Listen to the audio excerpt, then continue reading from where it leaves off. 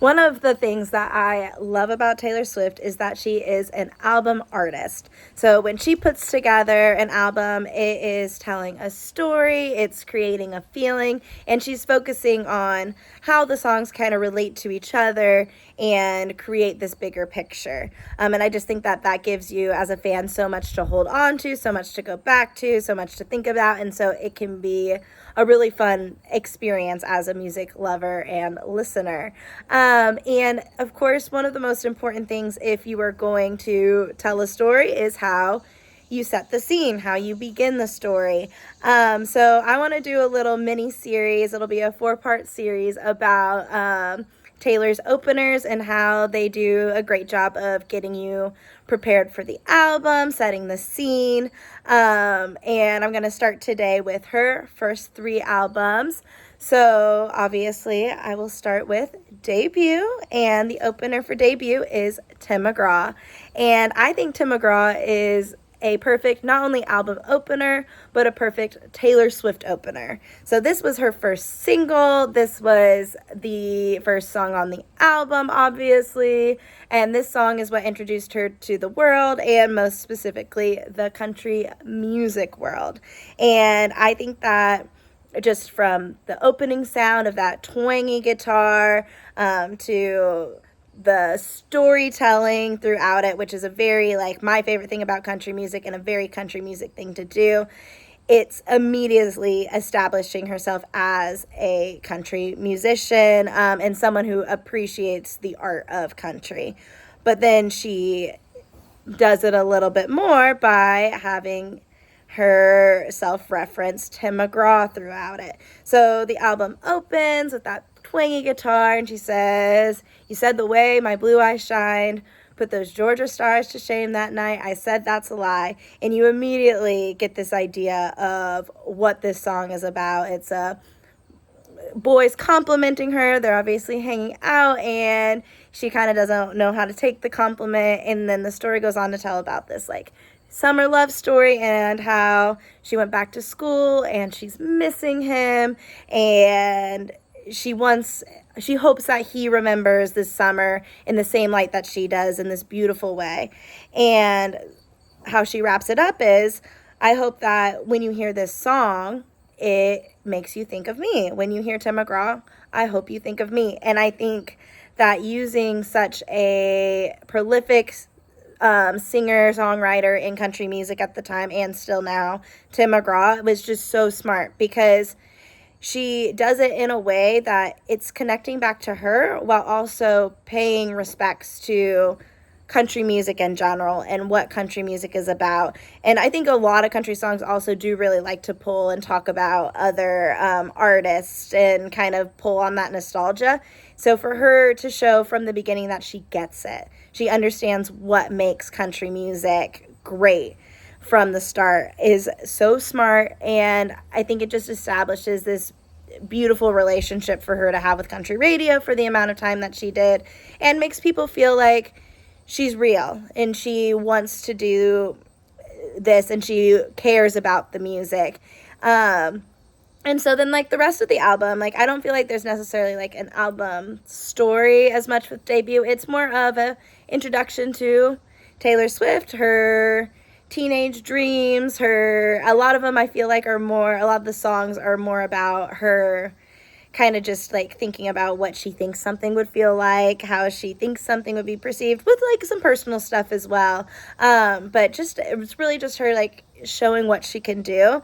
And I think starting with a story like Tim McGraw with a country artist like Tim McGraw was just such a smart way to introduce herself to the world. And I also think that Tim McGraw is probably her strongest song on Debut. That's just my personal opinion. So to open with it was just such a great move on her part, and I just think like really established her quickly into someone to look out for in music in general, but especially at the time, that country music. So moving on, our next album is Fearless. Let's not forget the most awarded country album of all time, and just such a good album. And Fearless is definitely my favorite out of the 3 songs I'm going to talk about today. I just like, I hear the intro and I'm immediately just like, feel like I'm being hugged. Like, I just think it's such a beautiful, whimsical song. But I also think it does do a lot for introducing the album.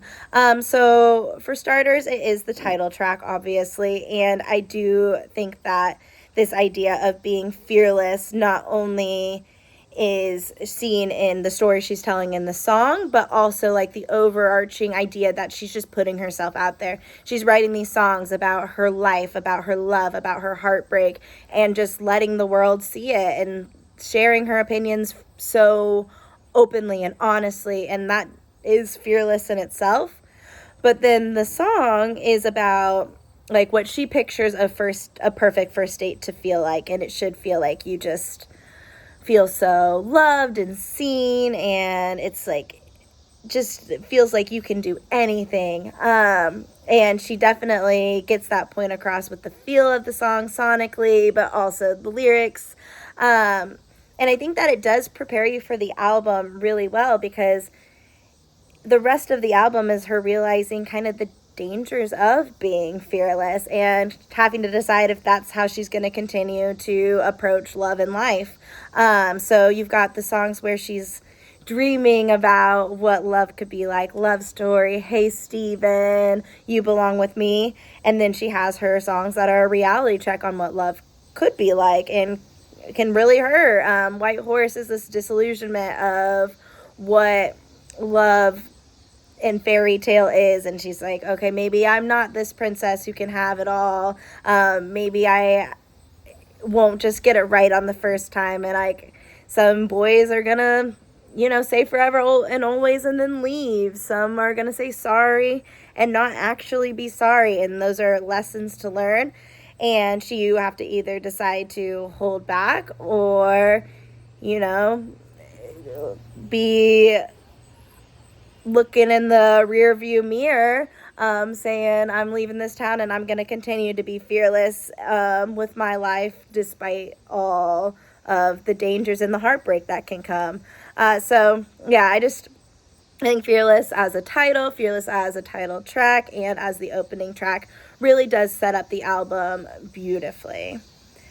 So the final song I'm going to talk about is from Speak Now, her 3rd album, and it is Mine. And Mine is a really cool title to open up Speak Now, because Speak Now is her self-written album. And a big part of why she did that is with the success of Fearless, a lot of people thought like, well, it can't be Taylor writing these songs. She has to be having like a lot of help. And so she was like, in her defiant way, she said, no, I'm going to speak now and I'm going to write all of these songs myself. All of these songs are mine. So I do think that's a fun nod to the fact that like this album is completely hers.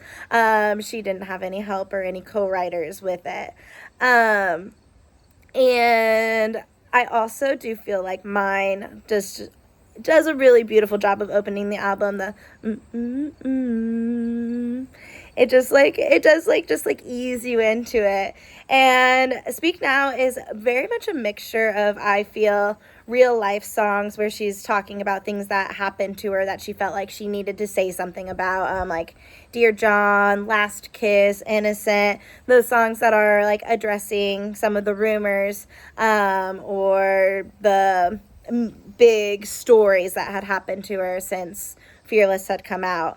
But then she does have a lot of songs that are a little bit more, I feel like, just her kind of imagining scenarios. And Mine is definitely one of those that is just kind of keeping the magic of playing pretend and like, oh, this could be a beautiful love story.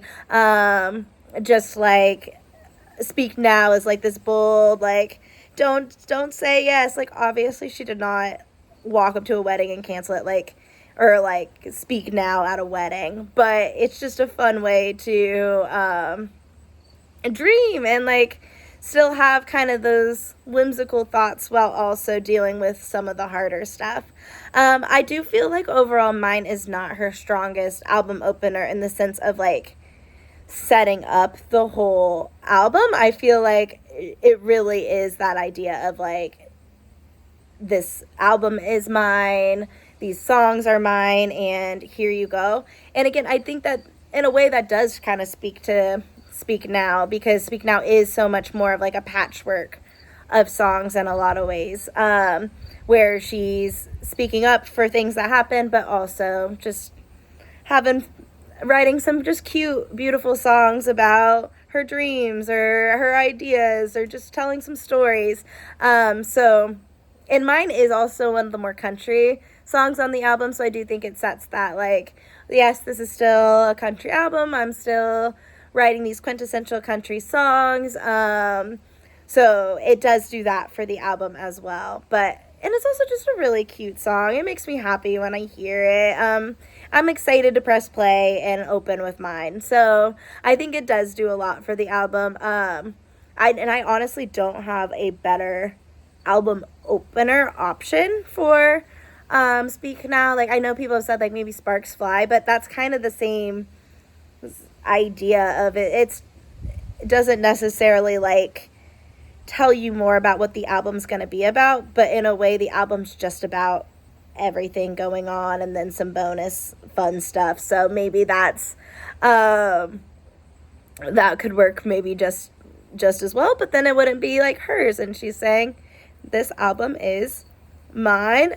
And maybe that writing music is the best thing that's ever been hers as well. That's a fun way to think about it. So yeah, I'm excited to talk about the future albums. So next time it'll be Red, 1989, and Reputation, and those are all such good album openers. Like I said at the beginning of the video, I think that she's just gotten better and better and focused more and more on what makes an album opener, like set the scene for an album. So I think that I'm gonna have more and more to say about the next three videos about the next 8 albums. So super excited about that. But yeah, she was doing it from the start. All right, thank you for listening. Bye.